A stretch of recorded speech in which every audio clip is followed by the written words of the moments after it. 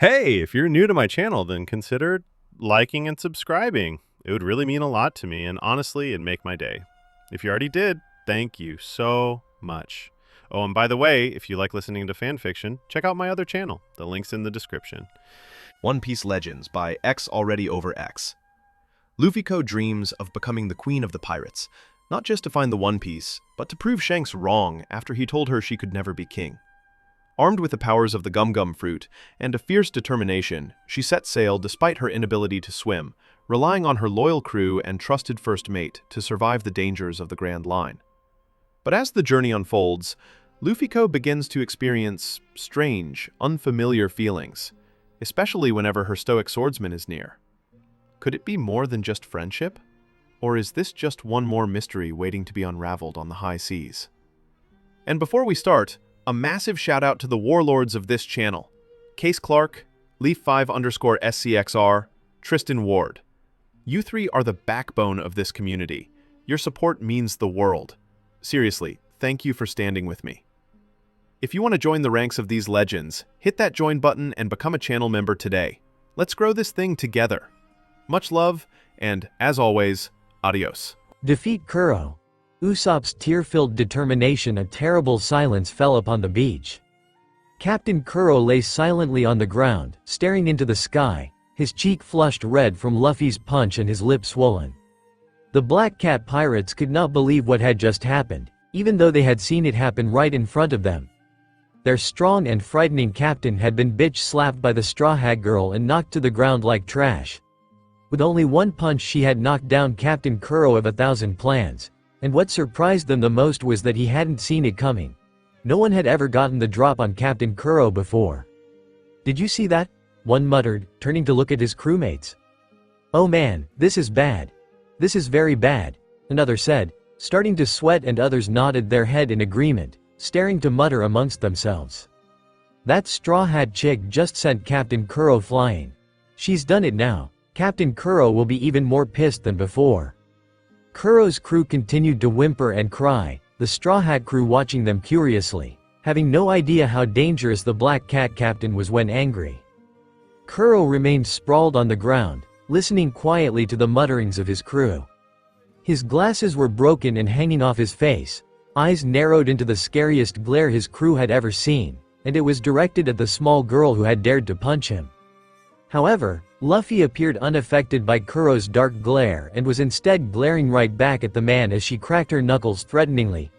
Kaya looked between Luffy and Kuro in utter confusion, completely bewildered by the events that had just happened. She turned away from the stare down when she heard running footsteps and saw Usopp's friends running towards Kuro, each holding a weapon. "The Usopp pirates have arrived," they shouted in unison as they brought their weapons down on Kuro's face with a loud bang. "No, don't," Usopp shouted, heart pounding against his chest. "Why were they here?" "Stay away from him," Kaya yelled too, slightly afraid of what the former butler might do to the kids. "Say your prayers, pirate," Pepper said, swinging down a wooden stick at Captain Kuro. "Take this and take that," Carrot exclaimed as he hit him with a frying pan. "You've made a terrible mistake if you think you can take our village," Onion was last and swinging around a large shovel. "No, you guys, quit it." Usopp tried to stop them, but they were too preoccupied to listen, and he started to sweat because he knew they were making Kuro worse than just pissed. He wasn't the only one that knew either. The Black Cat pirates were as pale as ghosts as they watched the three stupid kids beat Kuro with kitchen utensils. "What are those brats doing? Those rugrats have a death wish," Zoro muttered, staring at the kids in shock. "I said stop it, you don't know what you're doing, stop," Usopp yelled again. Finally the kids' attacks stopped and they stood over Kuro, gasping in an attempt to catch their breath.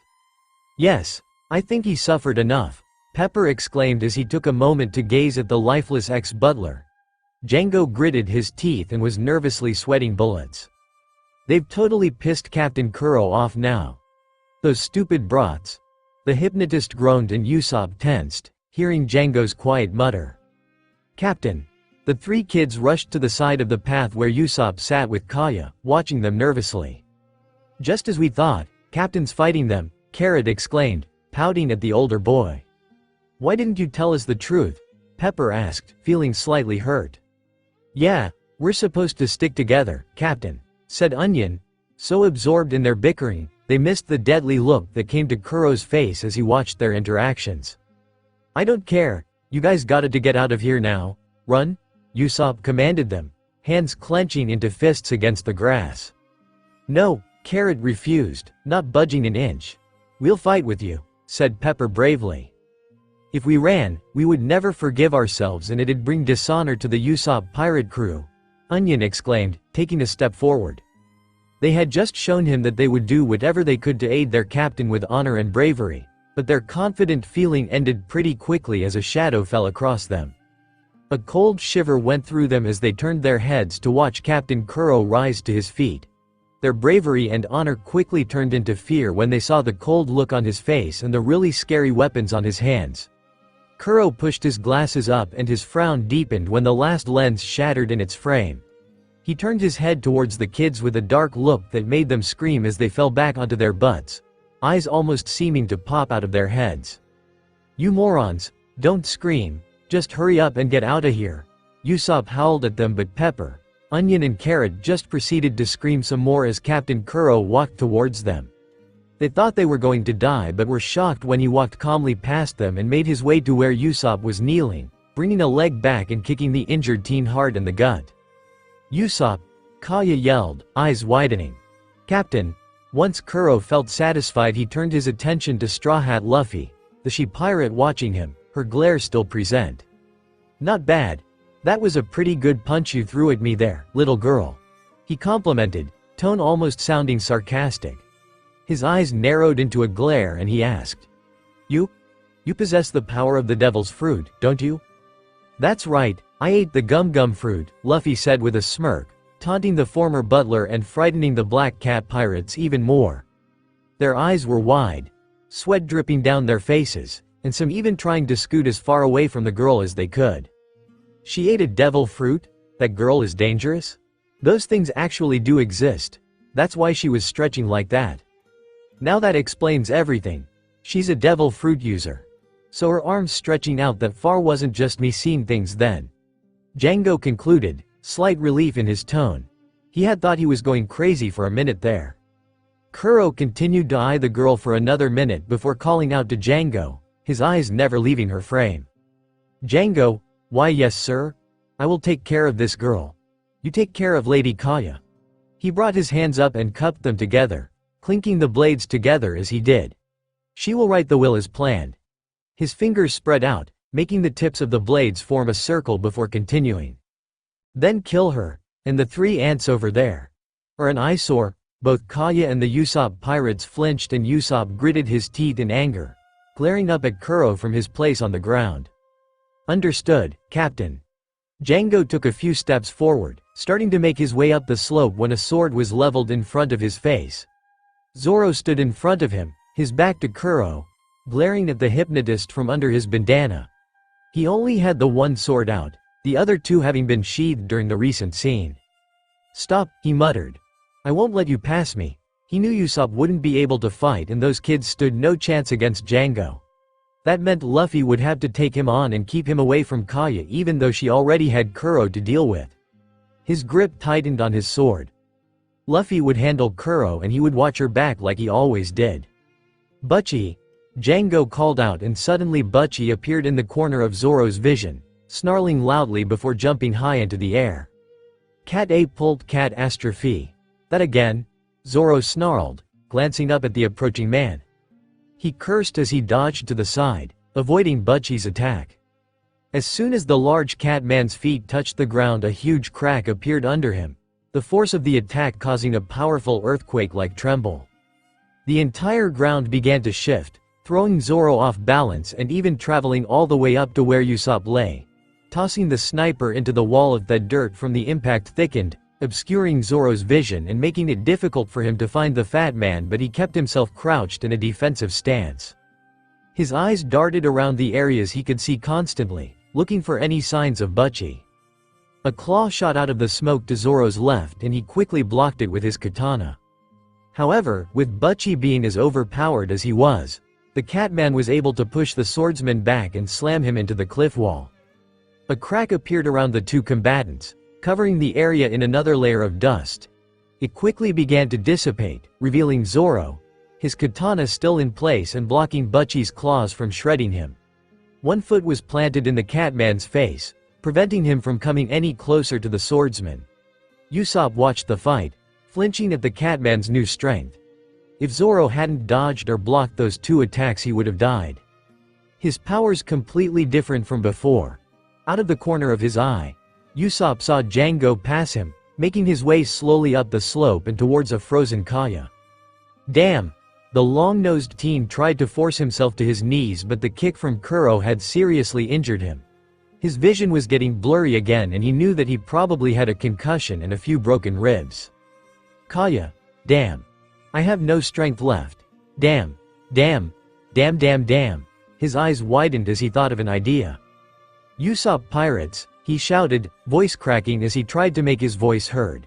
Everyone on the slope froze and even the three kids were startled for a second, but they quickly shook themselves out of it and sat up straighter. Yes, Captain? Listen to me carefully. The Usopp pirates' faces twisted in anger. We won't run away, Carrot hissed before Usopp could continue. He's gone too far, agreed Pepper, nodding to the other two boys, who quickly nodded back. We will stay and fight, Onion concluded, protect Kaya. Huh? The boys froze, expressions confused. They had not expected this sort of command from their captain. They had been expecting him to tell them to run like they always did. Listen carefully, he began, coughing slightly as he fought to get air into his bruised lungs. I will now give you guys the most important mission. Get Kaya away from here. Don't say you can't, because protecting what we cherish most as men is the reason why we formed this pirate crew. His words made Pepper, Carrot and Onion tremble, all three on the verge of tears. Kaya stared down the slope at the injured teen as well, her eyes wide and feeling completely overwhelmed. The idea that Usopp was willing to sacrifice himself to save them, to save her and the boys, she just couldn't believe it. Usopp. She mumbled softly, her own eyes tearing up as she fought back the urge to cry. This is your captain's order. Usopp smiled softly, his last words barely a whisper as the last of his energy left him and his eyes slid shut. Aye, Captain, they yelled, hands digging into fists against the ground as they screamed before they quickly stood up and made their way over to Kaya. Each one grabbed a piece of her jacket or dress as Onion grabbed her hand and pulled the rich girl to her feet. Let's go, Kaya, Pepper exclaimed. Hurry, this way, said Carrot. We'll protect you, Kaya. Onion concluded. He sure has got away with words, Zoro thought, impressed once again by Usopp's courage. He made running away sound brave. Let's go to the forest. I know this forest like the back of my hand, Pepper said, letting of Kaya's jacket to take the lead as Carrot brought up the rear, the three boys half dragging the girl away from the pirates. Kaya took one last glance back at Usopp as they moved, her heart pounding with worry at the sight of his unmoving frame and closed eyes. Usopp, you keep trying to hide the danger from us. You protect us all by pushing your friends away and fighting the battles by yourself. You truly are a brave warrior of the sea, she thought proudly, staring at him till she and the kids had disappeared into the woods. Kuro's eyes slid to the side, having noticed that Django wasn't moving. Django, oh shit. I blanked out. The hypnotist pulled out 2 chakram and started to spin them quickly around his fingers. Are you stupid? You'll never get away from me. Before Django could take a step to follow them, he was knocked off balance, a metal pinball slamming into the center of his back. Though small, the attack had a lot of strength behind him and was very painful, causing him to stumble forward slightly. He glanced behind him angrily to see Usopp still laying on the ground, holding his slingshot up shakily. How's that? He smirked, infuriating the hypnotist even more. You bastard, Django hissed, turning to go after the long-nosed teen. Hurry up and get them, you idiot, Kuro yelled, his expression livid, and Django cringed back from his captain. Fine. The odd hypnotist quickly turned and began to run towards the trees, holding his hat to his head with one hand. He needed to get those brats before he angered his captain any further. It's useless. I know exactly how bad Lady Kaya's condition is. She won't be able to escape Django. Kuro smirked down at the shaking Usopp before turning his eyes towards Luffy. watching calmly as the Straw Hat Girl began to make her way towards him. "You might want to go after them. If you can walk past this slope, that is." The former butler's grin darkened as he issued his challenge and watched, amused, as Luffy glared heatedly back at him, her fists clenching at her sides. "Butchie," the black cat captain snarled, causing everyone's attention to shift back to where the Zoro was still holding the hypnotized Catman at bay. He had been forced to brace the sword with his other hand and his teeth were clenched in concentration. "You've already lost to me once," the swordsman hissed, eyes narrowing. "Didn't I tell you not to bother me anymore?" Bracing himself back against the cliff wall, Zoro kicked up with the foot not pressed to Butchie's face, catching the fat man in the chin and causing him to stumble back and away from him. Not waiting even a second, the green-haired swordsman pulled out his other two swords and stepped back into his fighting stance before charging Butchie. Before Butchie could even regain his footing after Zoro's kick, the swordsman's onigiri attack sliced through his chest, dropping the Catman instantly. Kuro watched the move, mildly impressed at the swordsman. To beat one of his strongest men was not an easy feat. Luffy didn't even turn as she stopped before Kuro and glared up at the former butler, but inside she was cheering. Zoro won, of course. No one can beat my first mate, she thought, a small grin working its way onto her face. Behind her, Zoro remained in the finishing stance of his attack, his eyes noticing the sheaths for his katanas in front of him.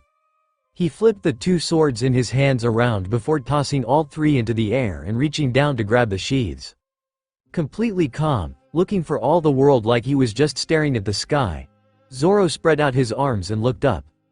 The two black sheaths were held in his left hand and the white sheath for Wado was in his right hand, and before the pirate's eyes, the three swords he had tossed slid perfectly into their sheaths. It was an impossible feat, and most couldn't even believe that it had even happened, even though they had seen it with their own eyes.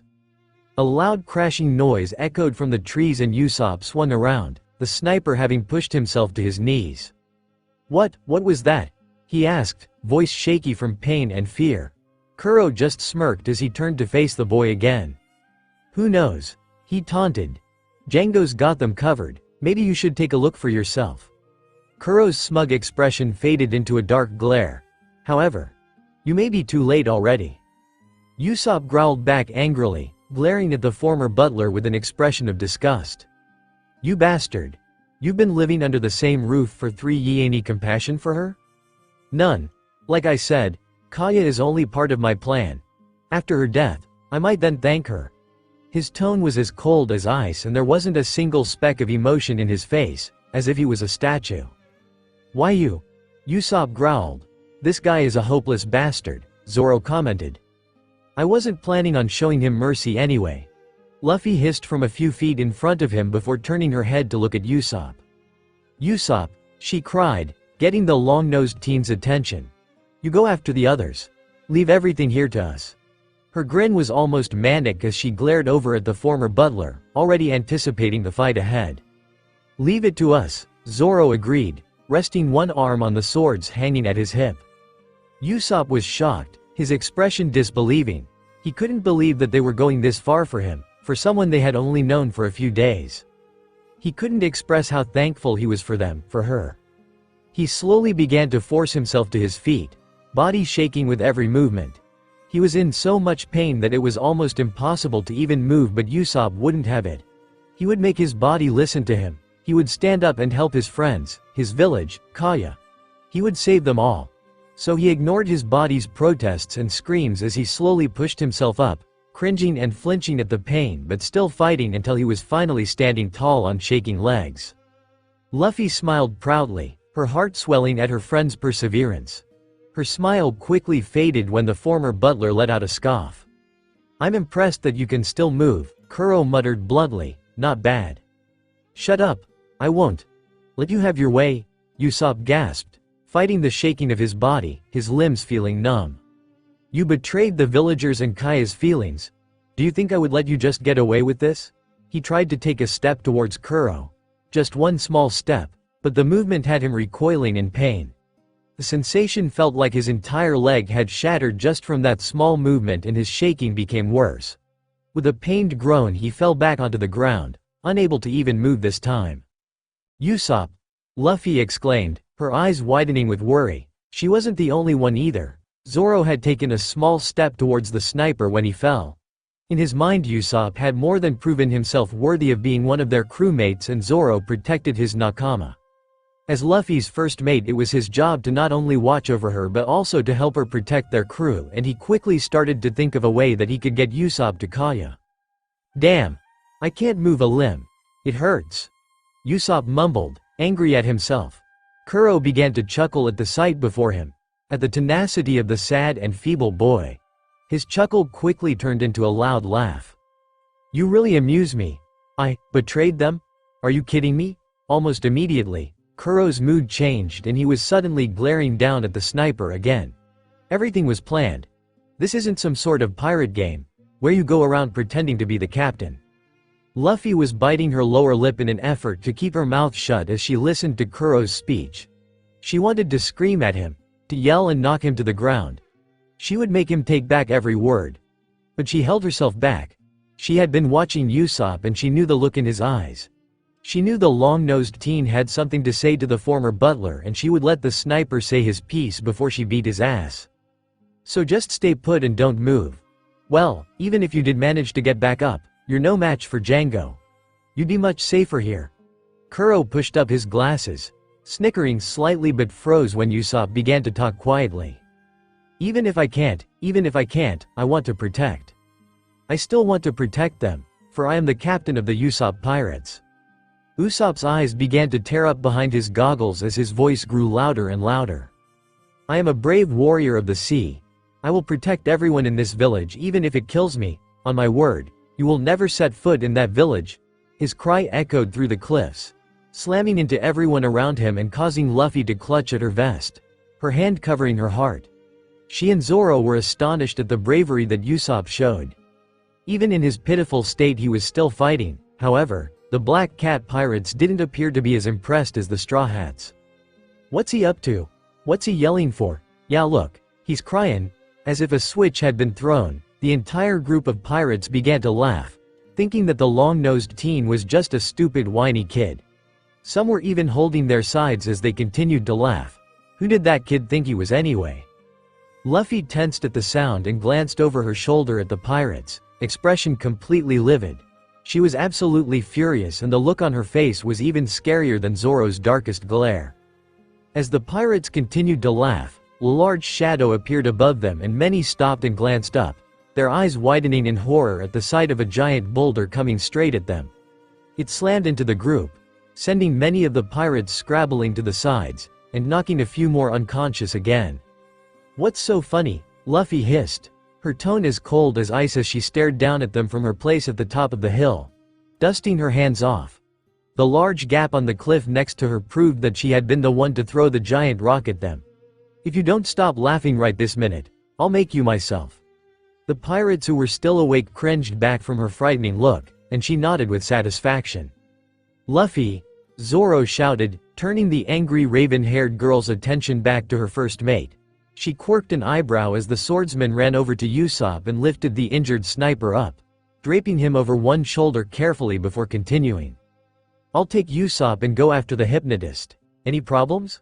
"Nope. Get going, sorry." "Thank you," Usopp sighed, glancing over at the scowling swordsman. "It would have been faster if I'd gone alone, but without your help through the forest, I won't be able to find them." "Bu," Usopp began, turning his head to look at Luffy behind him. He knew that the swordsman cared for Luffy, and if it was like the Nyaban brothers had said and Zoro loved her like he loved Kaya, then he knew Zoro wanted to stay by her side. Usopp couldn't imagine ever leaving Kaya behind to face something alone. "She'll be fine," Zoro chuckled, as if sensing Usopp's thoughts. "You don't know my captain.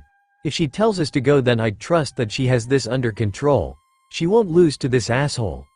Zoro glared at Kuro as he made his way calmly past the other man, eyes narrowing as the former butler spoke. "Hey you, who gave you permission to get past this slope?" "I did." Kuro turned just in time to see a fist shoot out, aimed straight at his head, and he quickly jumped back to avoid it, giving Zoro an opening to escape. "Usopp." "Zoro, go," she called, grinning at them from under her hat. Zoro nodded back at her silently, a wordless thank you, and Luffy saw the silent, "good luck," in his eyes before the two of them disappeared into the woods. Once they was out of sight, she shot forward, firing another punch at Kuro, who vanished in front of her. She shot past his former location, skidding to a halt, sensing the butler reappearing behind her. He swung his claws at her and she quickly flipped herself back, avoiding his weapon. The dodge allowed her to transition into a handstand and she used it to launch another attack. Gum Gum Spear. She pressed the soles of her feet together before and shot them at the other pirate. The attack was launched right at Kuro's face, but he had already disappeared again. She frowned in annoyance. That move was really starting to get annoying. Damn, he vanished again. Ah well, at least Zoro and Usopp got past. The raven-haired girl sighed, doing a partial cartwheel to flip herself back onto her feet. Kuro reappeared in front of her, only a few feet expression on his face as he stared at the she-pirate. She was an enigma to him. The girl had no stake in the outcome of this fight. There was no reason for her to be risking her life, and yet, here she was in front of him, prepared to fight him to the death. Before we fight, I'd like to ask one thing. As an outsider, why are you getting yourself involved? He asked, honestly wanting to know her reasoning. His brow quirked when the Straw Hat Girl just smirked at him. Because there's a man who lives here that I don't want to see dead. That's it, that's your reason? Kuro wasn't sure he had heard right. She was risking her life just because she didn't want to see one person die. Are you willing to die for that reason alone? Luffy frowned at him, her brow furrowing slightly before a smile quickly reappeared on her face. It's fine, but I'm not going to die, she chuckled, placing her hands on her hips and nodding to herself. We'll see about that, Kuro snarled, stepping back into a fighting stance, bringing his claws up and crossing them together. Luffy readied herself as well, waiting for the former butler to make the first move. Die. True to what she thought, Kuro made the first move, charging towards the girl with his blades outstretched. No way. Luffy yelled, throwing her hands forward and placing them on Kuro's arms, before jumping into the air and launching herself forward. She brought her feet up, intending to slam them into Kuro's head, but the pirate saw through her plan and crossed his arms before turning 180 and using her own momentum to slam her hard into the ground. Luffy just grinned, snapping her hands back to their original position before rolling to her knees. The she-pirate quickly balanced herself on one hand and moved straight into another attack. Gum Gum Leg Sweeper, she shouted, swinging out with one leg, a move that Kuro easily dodged. And Pistol. Still in the midst of the first attack, she launched her free hand out in an attempt to catch the ex-butler off guard. For a second it looked like the punch would connect, but, like before, he was gone as soon as the attack made contact. Luffy gritted her teeth. Damn it. Stop moving, you jerk. Her eyes widened in shock when Kuro reappeared, balancing lightly on her outstretched arm and pushing up his glasses distractedly. I'm getting bored, he sighed, appearing unimpressed. You bastard. Luffy pulled back on her arm, trying to retract it so she could launch another attack, and as she did, Kuro began to run towards her, still balanced on her arm. Before she could even put up any sort of defense, Kuro's foot shot out and connected with her face, knocking the raven-haired girl off her feet and sending her slamming into the ground. She rolled a few feet before sliding to a stop. Damn, Luffy muttered, pushing herself to her knees. My mouth got cut. She wiped lightly at the cut on her face, smearing the small trail of blood across her chin. At the beach, the remainder of the Black Cat pirates watched the fight going on in front of them with varying degrees of shock and awe. The displays of strength they were witnessing from their captain and the small girl. They couldn't believe that the Straw Hat Girl who had been giving them such a hard time was being easily pushed back by Kuro. That Straw Hat chick is definitely strong, but one of the pirates trailed off as another started speaking. That's Captain Kuro. They started to chant his name, cheering him on, smiles on their faces and fists pumping in the air. Kill him. Go Captain Kuro. Don't call me by that name, Kuro shouted, glaring down at the men on the beach, a vein of anger appearing on his forehead. He quickly pushed up his glasses before sweeping his claws towards the men. The crew fell silent and stared at their captain in confusion. You still don't get it, do you? The look on his face was dark, expression twisted into a look of fury, as if he was repulsed to hear his own name. You idiots, the only reason I devised this plan was so I could be rid of the name, Captain Kuro. Luffy stared up at the former butler, surprised, her mouth downturned in a confused frown. She had never heard of someone who wanted to erase their own name. Was it even possible? I've had enough. Enough of the days when I had to plan everything for you guys. You who only knew how to cause mayhem and destruction. Enough of being chased by the government marines and bounty hunters just after the reward. I can't take it anymore. His tone grew louder and louder until he was practically screaming at them. Mind recalling the day when he had decided to erase his name for good. What, do you think I wanted to return to pirating? He scoffed and shook his head. Why do you think I killed all the marines on that warship but one? Why do you think I let Django hypnotize one of my men to impersonate me and left him in the hands of the one remaining marine? All of this was so I could rid myself of the name, Captain Kuro, forever? His plan had been foolproof and the first part had gone off without a hitch. The marines had executed the crew member he had hypnotized, leaving the world thinking that the infamous Captain Kuro was dead. Allowing him to finish out the rest of his plan without having to constantly look over his shoulder. And so, once today's plan succeeds, I will have achieved my goal. I will have money and a peaceful life. Kuro's expression was still furious as he turned to gaze down at Luffy, who was watching him with an unreadable expression. Do you understand now, little girl? I will not allow this perfect plan that had been years in the making to fail. My plan never fails. He raised his cat claws up and took a step towards her, preparing his next attack. I will not be thwarted by a little bitch like you. He shouted the last words as he began to charge her again. He shouted as he charged at her again. Luffy's eyes widened and she quickly turned and stretched her arms, grabbing a large boulder nearby, a plan forming in her mind. As Kuro neared the raven-haired girl, he extended his right arm forward, claws pointed to stab straight into her heart. Before the former butler could reach her, Luffy lifted the boulder and slammed it in front of her, using it as a shield and making Kuro stab his claws into it instead of her. It seems you can do more than just stretch yourself, he growled, grudgingly impressed at the girl's strength, a vein appearing on his forehead. The Straw Hat Girl was just too stubborn to die. Of course, I've been training to be a pirate. Luffy twisted the boulder in her hold and yanked it away from Kuro, causing the 5 claws stuck in it to break and throwing Kuro off balance. You can't take it anymore, you say? She asked, a mad grin coming to her face. If you're so afraid of the fame on the sea, then you're not qualified to be a pirate. Luffy lifted the boulder above her head and twisted before slamming it into Kuro's face. The momentum of the boulder knocked the ex-butler into the ground, the attack so powerful it caused an indent in the ground beneath him. If you want to compare ambitions, mine is far greater than your stupid plan. Her eyes flashed with anger as she grinned down at the man confidently. She would show Kuro the true meaning of being a pirate. She would kick his ass for what he did to Usopp, to Kaya, and for disrespecting the dream she had chased for so long. He didn't want to be a pirate? Then she would make sure that he could never be anything. Luffy vs. Kuro final battle. And Kaya's gift, your amazing strength comes from deep inside. How you do it? You should write a guide. Your words and actions always inspire. The way you do it, I truly admire. When I look at you, I'm very proud, not afraid to proclaim aloud. Every challenge that you face, you manage it with so much grace. This strength of yours often amazes. You deserve more than just praises. With all you do, I hope you get rest. The rest of us are profoundly blessed. By Pepper, Onion, and Carrot, Usopp's faithful crew, had been guiding Kaya through the forest in an attempt to get away from the hypnotist Django for what felt like forever. All 3 were almost out of breath, but they knew Usopp was depending on them to protect Kaya. Even if their captain hadn't asked, they would have gladly protected the rich girl.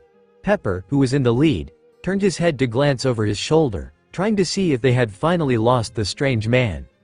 The stilled trees and silence behind them made him think that they had. Is that hypnotist still behind us? Pepper asked the others. Nope, I don't see him. Let's make sure we lost him for good, Onion replied, panting as he brought up the rear. It's impossible for him to catch us now, Carrot exclaimed, grinning. He's probably lost in our forest.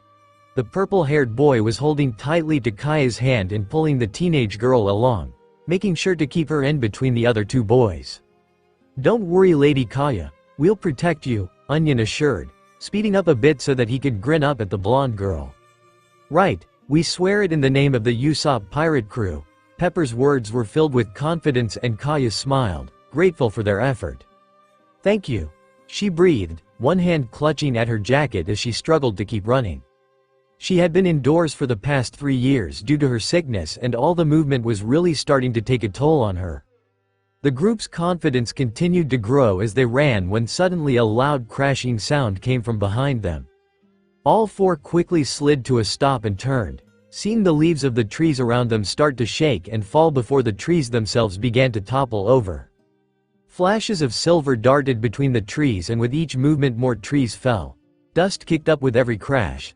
The kids watched as the flashes of silver darted into one of the clouds of dust, and their eyes widened in horror as 2 hands emerged from the dust. Holding the 2 pieces of silver that the kids could now see were the hypnotist's chakrams. Django had been throwing out the chakram, cutting down every tree he passed in an effort to make a clear path for himself. If he caught one of the kids in the process, then it was just a bonus. The dust began to clear as Django surveyed the open area, twirling one of the chakram around his finger. "Not here," he grumbled, cursing darkly under his breath. He hadn't found a single clue as to the location of the 3 brats and the rich girl, and he was starting to lose his temper.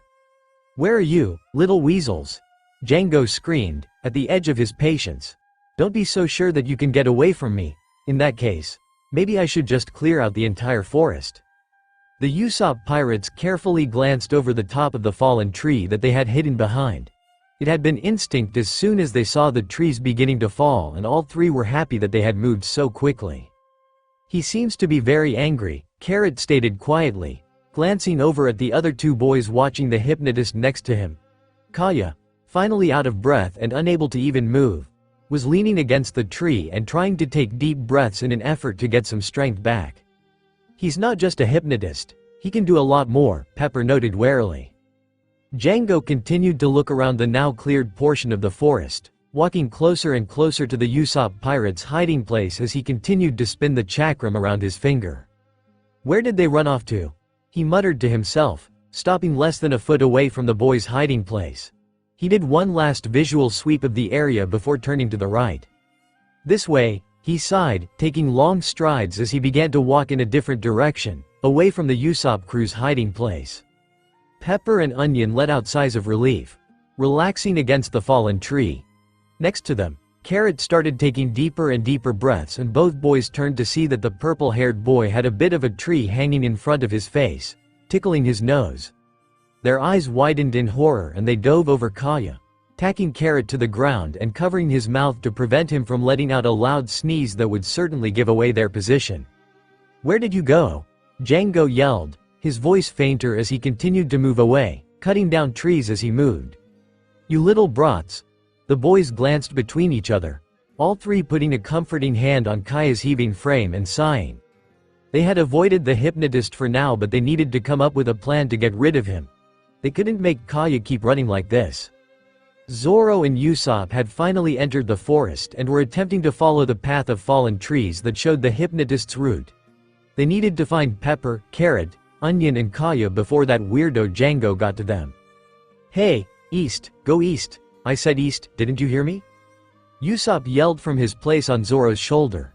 He was extremely frustrated. Nami had told him that while Luffy could have a bad sense of direction, Zoro's was completely horrible, but he hadn't really believed her.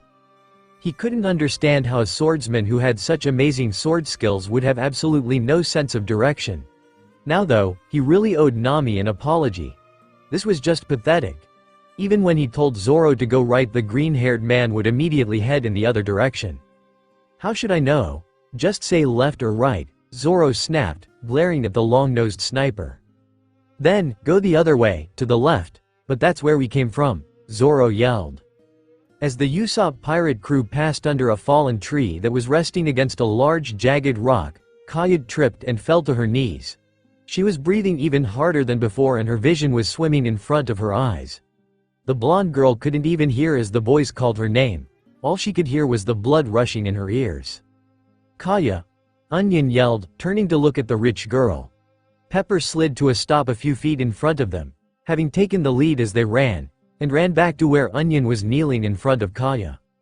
"Sorry, you guys should go ahead and escape without me," she breathed, grinning weakly at them as she felt Carrot rest a hand against her back and begin to rub in a soothing manner. "What are you talking about?" the purple-haired boy exclaimed, shaking his head. "Our mission is to protect you, Kaya," Onion insisted. He placed a hand against the girl's forehead and quickly recoiled in shock. "Oh no, she's burning up."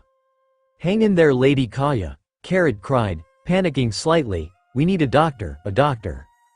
"Idiot! This is no time for a doctor," Pepper shouted, glaring at Carrot. "We're about to get killed."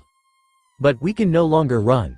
Still, in another part of the forest, Django had stopped cutting down every tree in sight and was slowly making his way through a heavily overgrown area.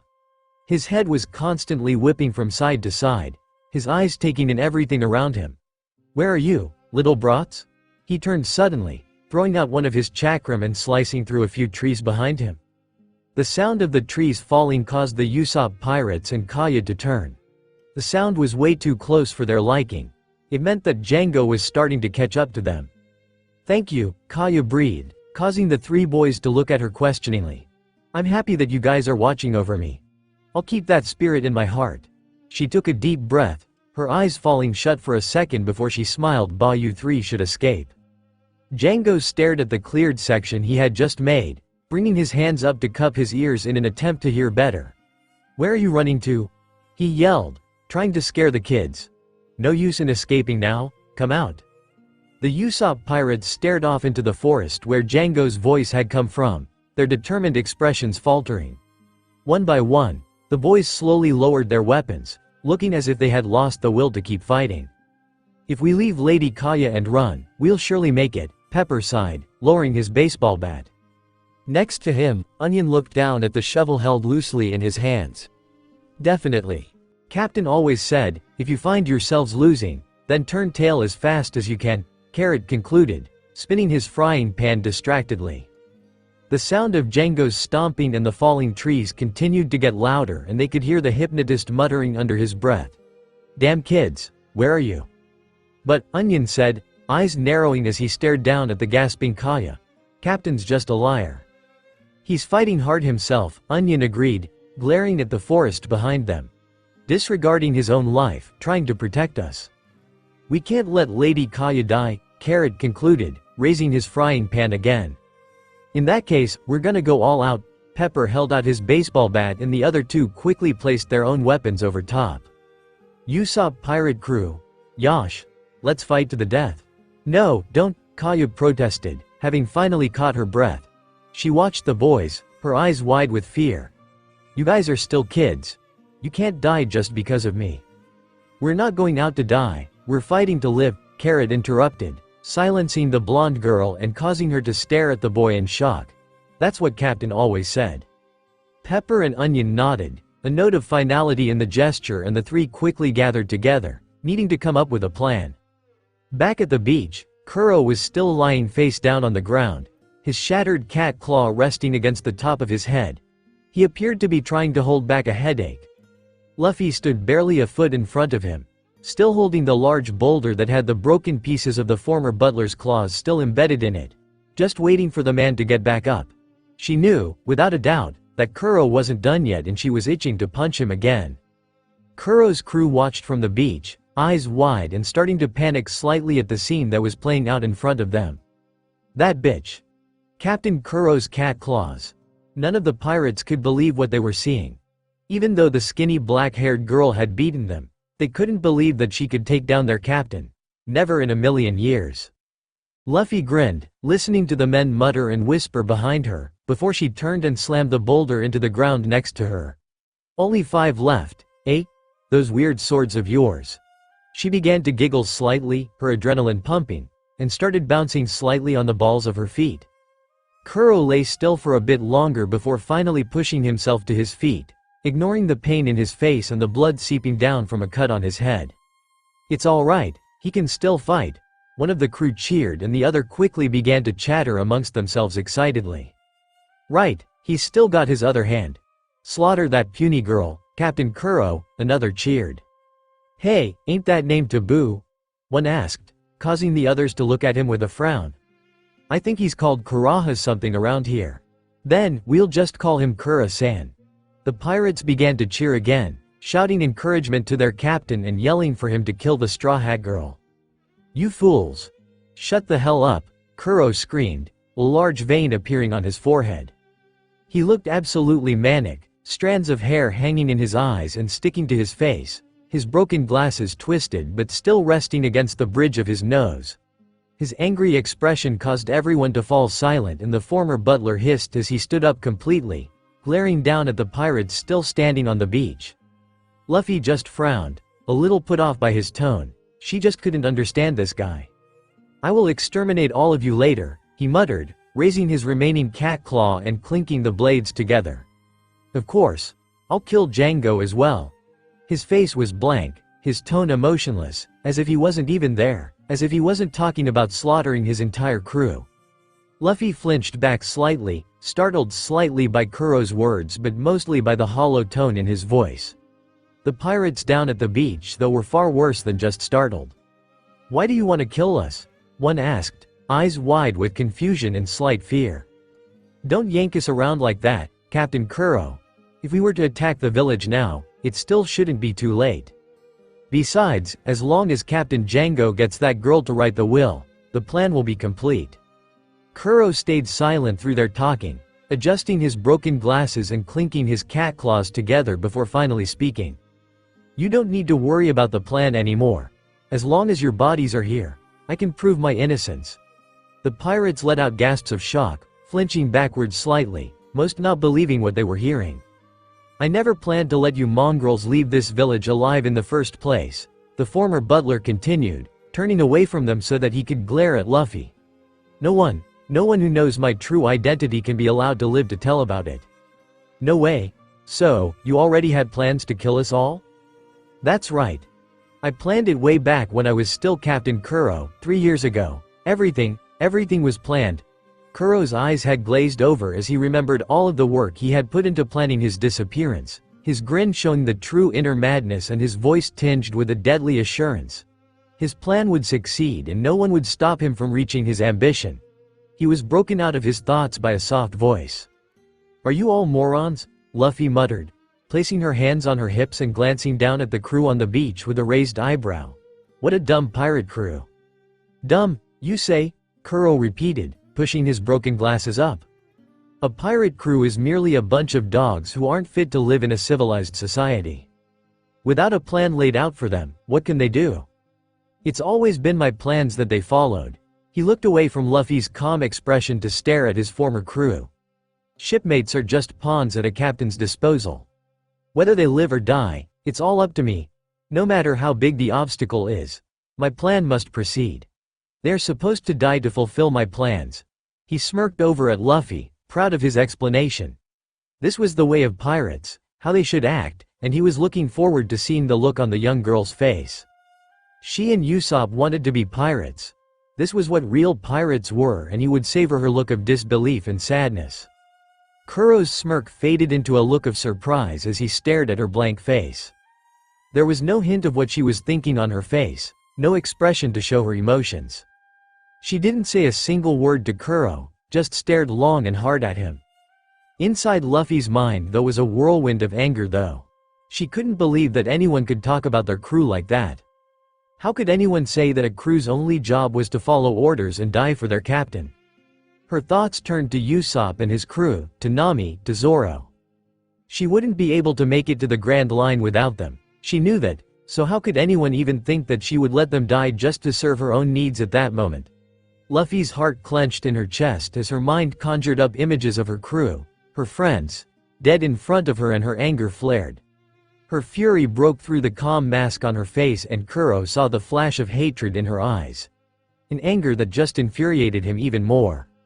"Pirates, don't you dare look down at me, little girl!" He roared the words at Luffy as if the small female rookie had just lectured him. His crew was stunned, to see their captain losing his cool to a girl. It was unthinkable. Kuro gritted his teeth angrily, his expression furious when Luffy began to speak quietly. "Even if a captain like you had tens of thousands of men, you could never win against Usopp." Her voice rose in volume with every word she spoke, her tone confident as she smirked up at Kuro. The pirates on the beach took a few steps back at her words, knowing that she was provoking their captain and succeeding. "What did you say?" Kuro hissed, his voice deadly calm, but his eyes showing his fury. "Are you saying that I'm inferior to that make-believe captain?" "That's right," she replied, still grinning, and Kuro laughed humorlessly in return, his expression lightening somewhat.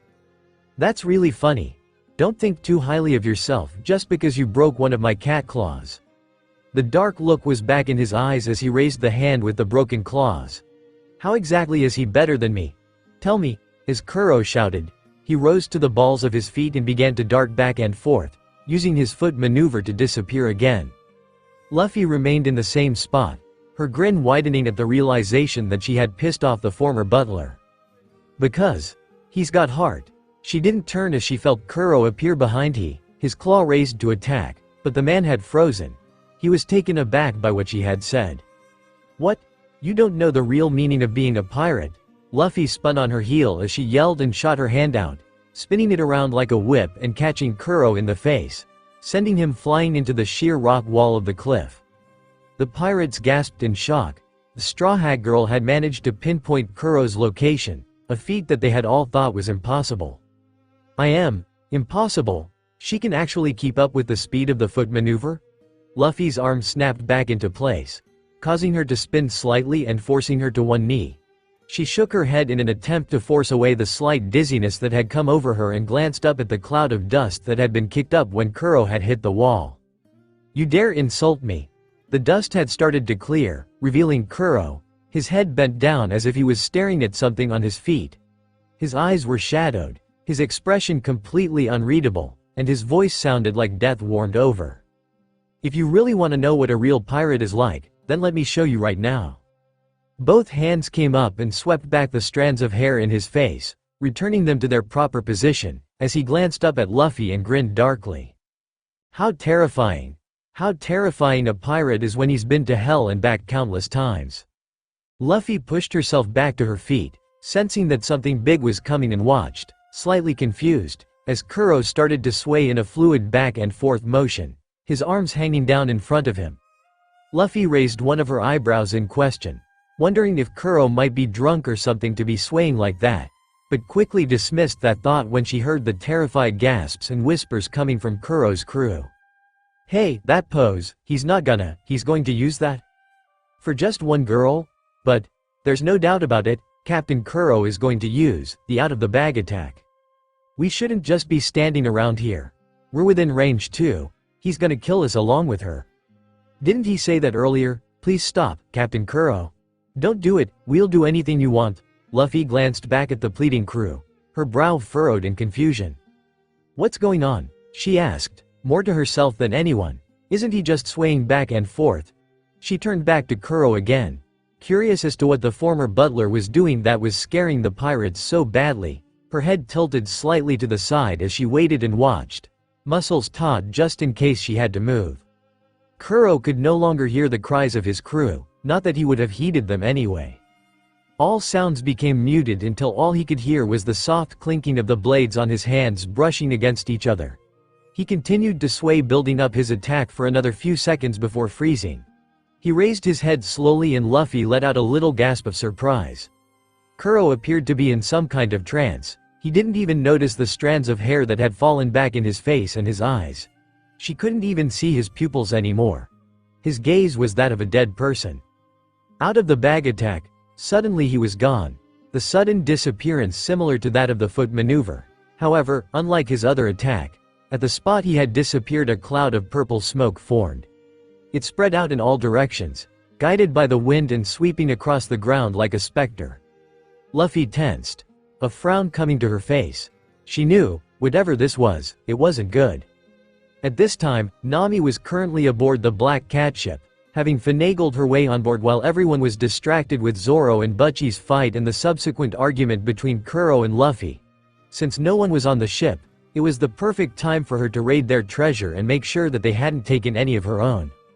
"Cheap," she whined, dragging a medium-sized bag up the stairs and onto the deck. "I thought they'd have more treasure than this." She was sulking slightly at the small haul she had procured but eventually just sighed and moved towards the railing. Now then, it should be over right about now. Nami was confident that they were going to win. She knew how abnormally strong Zoro and Luffy both were, and with the two cat guys and their tricks out of the way, Kuro and that weirdo hypnotist would be a piece of cake for the duo. She leaned over the railing and glanced down at the beach, her face falling at the looks of utter dread and intense fear on the faces of the pirates. "What? Nobody's moving," she muttered, confused. Her eyes swept the crowd and moved up the slope. She could see Luffy standing about halfway up, but Kuro and the hypnotist were nowhere in sight. Her eyes widened and danced around the crowd again as she noticed that there were a few more missing faces. "Where's Usopp? And Zoro?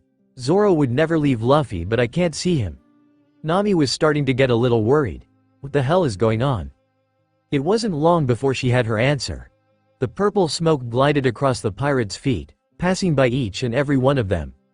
As soon as the smoke passed them, they were thrown back, cuts appearing on their chests and arms, as if they were being cut to ribbons like a sword. One by one, the pirates began to drop to the ground, some dead on impact but most of them just severely injured. Luffy spun around to look at the beach, horrified at the sight of the pirates being shredded by the invisible attack and having no way to counter it. How did he get killed?" she asked, her voice trembling slightly. One after the other, pirate after pirate. As the smoke passed, the men dropped to the ground with 5 slashed brutally etched into their chests. Suddenly, the rocks next to Luffy were slashed, purple smoke coming from the large grooves in the stone, and the raven-haired girl shivered. For the first time in a long time, Luffy was scared.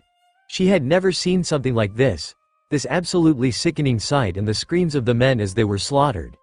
She shivered again and crossed her arms, clutching tightly at herself as she tried to shake the fear from her mind.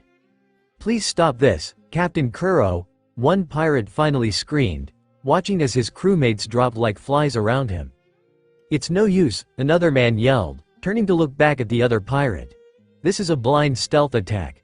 He's moving so fast that even he doesn't know who he's killing." "But how can he attack someone without even..." Before the man could finish, he was struck down by other pirates flinching away from him, knowing they would probably be next. Nami watched the scene playing out below her in horror, seeing so many men die, and without even giving them a chance to run. What's going on? This is insane. He's cutting them to ribbons. Luffy's arms eventually dropped to her sides as she continued to stare at the massacre. She was frozen, unable to look away as each man was cut down by their own captain. A slice appeared on her chest, but she didn't flinch, didn't even seem to notice it as the attacks continued. Her teeth clenched slightly as her chest tightened with anger. "Reveal yourself, Butler," she growled, eyes still locked onto the bloodbath on the beach. Her hands clenched into fists at her sides as she listened to the screams of the pirates who were even now pleading for their captain to stop. But the attacks never stopped. Kuro just continued to butcher his own crew, his men, who had still been faithful to him even after he quit being a pirate. They had done whatever he said and even risked their own lives for him, and yet, he still saw them as mere pawns in his game. Luffy felt the sting of blades cut into her side and arm, and a few seconds later the ground near her feet was sliced. But still she didn't flinch, didn't make a single noise or give even the slightest look of pain, even as more and more cuts began to litter her body and tear at her vest. All she could think about were those men's screams. She remembered the Usopp pirate's bravery, Usopp's own sacrifice, and her eyes fell on her hat, which had been knocked off her head in the attack and now lay a few feet away from her. Shanks had saved her from the mountain bandit, sacrificed his arm to protect her from the Sea King, and protected her for so long. Even though Luffy hadn't been a member of his crew, Shanks had been willing to risk his own life to save hers, and he said he would do the same for every member of his crew, his family. Her anger continued to build and build until the she-pirate finally snapped and let out a furious scream. "Don't you have any honor? Those men are your nakama." Her scream caused Nami to gasp and also triggered something deep in her heart. She had no idea why, but the word nakama sounded so soothing and comforting coming from Luffy, from a pirate no less, a pirate who actually cared for others. Luffiko. More slashes began to litter the ground and rocks around Luffy, getting closer and closer until they finally reached her. The attack sliced straight across Luffy's stomach, cutting her vest and causing blood to splatter to the ground at her feet. Nami's eyes widened in fear, worried for Luffy because it didn't look like the Straw Hat Girl could do anything to counter the attack. But Luffy just stood her ground, swaying slightly from the force of the attack before she shot her arm out and grasped the front of Kuro's shirt. Gritting her teeth, Luffy shifted her weight and pulled her arm back, throwing the former butler over her shoulder and slamming him head first into the hard ground. "Found ya," she panted, smirking down at the man. "You little bitch." Kuro hissed, pulling himself to his knees. "You should have just stood still and accepted your fate like a good little girl. Now look at what you've done. Thanks to you, my beloved men are half dead and in misery." His words were blunt, the only emotion in his voice anger at the cocky young woman in front of him. Luffy's gaze slid to the beach for a second, watching as some of the men groaned and clutched at their wounds, before she glared back at Kuro. "It would have been better to let them die in my attack," he continued, making Luffy's frown deepen. "What now? You look like you've got something to say," Kuro asked blandly as he pulled himself to his feet and flexed his clawed hand. "Yeah, I do." She glanced over at her treasured hat, the hat that her father figure, the man she respected most in the world, had given to her. "No matter what happens to me in my life, I will never be like you," she hissed out the last part, eyes hardening as they looked back at Kuro. "It's not that you won't." The former butler raised the hand that still had a cat claw on it and pointed the blades at Luffy's face, mere inches from touching her nose. "Someone like you can't be like me." Kuro's grin had returned to his face as he stared down at the injured girl. It soon faltered though at Luffy's calm look. There was no fear on her face, no blind hatred, and that threw the pirate captain off. "Furthermore," he continued, "you will never be a pirate at all because you're going to die right here." Kuro began to take slow steps backwards, eventually stopping as he hit the top of the slope. "You're going to feel the agony of being cut into pieces as I hack you up like a fish. I will take special care with you as you scream. I'm going to carve you up and I'm going to enjoy it." He pushed up his glasses before starting to sway again, preparing to use the out-of-the-bag attack again. "Oh no, you don't," Luffy shouted, charging forward, needing to catch him before he could disappear again. She reached out a hand but only grasped air as he vanished in a cloud of purple smoke. "Damn it!" She swung around to look down the slope, eyes wide and expression slightly worried. She had gotten lucky, grabbing a hold of Kuro earlier and wasn't sure if she could do it again. Her teeth clenched together, she had to find a way to break that stupid attack of his one way or another.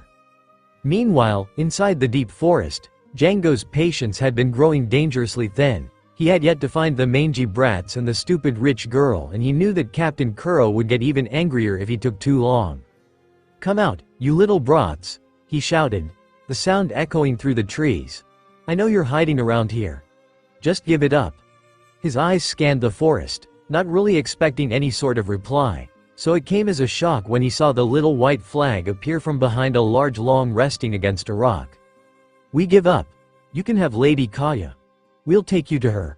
Pepper knelt behind the rock, waving the white flag back and forth, and Django smirked at the kid's idiocy. "Do they think I'm stupid enough to fall for such a cheap trick?" he muttered, one hand coming up to rest on his hat as he walked forward. Behind the bushes, Onion grinned and yanked on the rope in his hands, unleashing the first part of their trap. The rope pulled taut, the other end having been tied to a tree across the clearing, and when Onion pulled on it, the rope was lifted off the ground, forming a makeshift tripwire. Django's leg collided with the rope, sending him face first into the ground with a small shriek of surprise. Pepper leapt on top of the log, still holding the white flag in one hand, and cheered. He fell for it. "Now, Onion." He pointed towards the blonde's hiding spot, and the kid emerged from the bushes, a white cough mask across his face. Django rolled onto his back, and looked over at Onion, surprised at the kid's get-up, but was unprepared for the boy to lean over him and begin phase 2 of their plan. Onion brandished a large shaker full of pepper and began to dump it in Django's face, causing the hypnotist to sneeze violently. Carrot appeared from his hiding spot and raised his frying pan with a yell before slamming it down onto Django's balls. The man let out a scream of pain as the kids took off, and after they were around the corner, Django forced himself to his feet, still sneezing and his face blue with pain. "Those brats, achoo, I'm going to, achoo, murder them, achoo," Django muttered, fighting back his sneezes. The hypnotist looked up in time to see the 3 kids behind a log balanced at the top of a large rock. Pepper had pushed a branch into a hollow beneath the log as the other two boys struggled to push it, attempting to send it crashing down onto Django. The man had no time to move before the log came free of the rock and dropped down, landing directly on one of his feet. He let out another shriek of pain and didn't Nautic had grabbed their weapons again, still not finished with their assault. End of the line, hypnotist, they yelled together, jumping off the rock and down towards the man. Django had finally had enough. He heard the kids shout and turned, Pepper and Carrot's attacks missing him completely, and allowing him to catch Onion and hold the kid up by his throat. Looks like you bit off a little more than you can chew, Django hissed, furious. Damn, we failed? Pepper groaned, struggling to push himself to his knees. His body hurt after the long fall. You didn't take me seriously. I am a pirate after all. Then Django turned and tossed Onion, causing the boy to slam roughly into a tree. Onion, Carrot and Pepper yelled, worried for their friend. You pretend pirates have gotten in over your heads. Pepper and Carrot flinched at Django's words, letting out cries of surprise as Django lifted them up and, one by one, threw them against the tree. Where are you hiding, rich girl? I know you're here, so listen up. If you don't come out right now, I'll kill these three brats first. He moved to pick up his hat, which had fallen off when the brats first tripped him, and placed it on his head roughly. You can all contemplate on how stupid it was to mess with a real pirate, in hell. A rustling in the bushes to his left caught his attention, and he looked over to see Kaya standing up, having emerged from her hiding spot. There you are. The hypnotist smirked darkly. No, Pepper yelled, worried for the girl. Run, Lady Kaya, said Carrot, waving his hand at her in a shooing manner. Run, shouted Onion, clenching his fists against the ground and shouting with everything he had. The sound of Onion's scream echoed through the forest, catching the attention of Zoro and Usopp, who were not too far away from the boys. Did you hear that? Zoro asked, slowing his run slightly. Yeah, it's them. I'd recognize their voices anywhere. That way. Zoro turned almost 180 degrees to face where the scream had come from and took off running. That scream wasn't a good thing, which meant they needed to hurry. Less than a half-mile away, Kaya stood in front of Django, a frown on her face and her eyes sad. She hadn't wanted the boys to get hurt. Please stop this. Don't hurt them, she said, sighing softly. I'll write the will. No, you mustn't, Pepper yelled. Once you write it, he'll kill you. Kaya flinched slightly before her expression turned sad and she turned her face away from the kids. I'm sorry. Stupid, don't negotiate with me, Django scoffed, grinning at her. Captain Kuro wants me to kill everybody. His gaze shifted to the kids and Kaya gasped. No, you can't, she begged, before her eyes took notice of the chakram held loosely in his hand. Moving quicker than anyone had seen her move, Kaya snuck forward and grabbed the ring before retreating back to her original spot. Django let out a soft noise of surprise and stared at the girl, having not expected something like that from her. If you don't meet my demands, I won't wait for you to kill me, then there'll be no will. Kaya tilted her head back and held the sharp ring to her throat in warning. And no. No, wait. Don't do that. I'll be dead meat if you don't write that will. Django stuttered out, panicking slightly as Kaya squeezed her eyes closed and held the ring closer. Kaya, Pepper exclaimed, the other two boys gritting their teeth in anger. Django continued to watch her worriedly for a few more seconds before sighing and clutching his hat. Fine, I'll let these kids go. However, I doubt that they'll be able to escape anyways. Carrot ground his teeth together, angry at himself. Usopp had asked them to protect Kaya and they had failed. How could they fail their captain? Django made his way carefully over to Kaya and grabbed the ring from her loose fingers before holding up a quill pen for her to take. Here, Kaya sat on her knees in front of a large tree stump, a piece of paper placed in front of her. As she slowly began to write, the three boys watched on, their faces sad. All three of them were thinking the same thing. They had failed. Damn it, Pepper muttered quietly. Don't forget to sign, Django ordered, watching over Kaya's shoulder. I know. When Kaya finished, Django picked up the letter and read it over, pleased to see Kuro's fake name on it. I leave all my wealth to my faithful butler, Klahadore. Good, this'll do. This saves me the trouble of having to hypnotize you. The hypnotist quickly folded up the letter and placed it in an interior pocket of his coat as Kaya carefully rose to her feet. You promised not to kill them, right? ID. Kaya was cut off as Django quickly moved forward and shoved the girl back against a tree, his hand at her throat. Of course, I'm a man of my word, but Django trailed off with a smirk, starting to twirl one of his chakram lazily around his finger. His hand tightened against Kaya's throat as his smile faded into a glare. Unfortunately, I cannot extend the same courtesy to you. Your part in this is over. Kaya. The kids yelled, watching the scene before them fearfully. Kaya just squeezed her eyes shut, hands at her side and clenching the fabric of her jacket. Found him. Over there. Carrot was the only one who heard the shout, and he turned his head, eyes widening with shock. In the distance but getting nearer with each second, was Zoro, and on his shoulder he carried an injured Usopp. Captain. The other two kids turned their heads so fast, they looked as if they had gotten whiplash and grinned when they saw the long-nosed teen. Zoro, get moving. Usopp ordered, pointing at the hypnotist. Alright.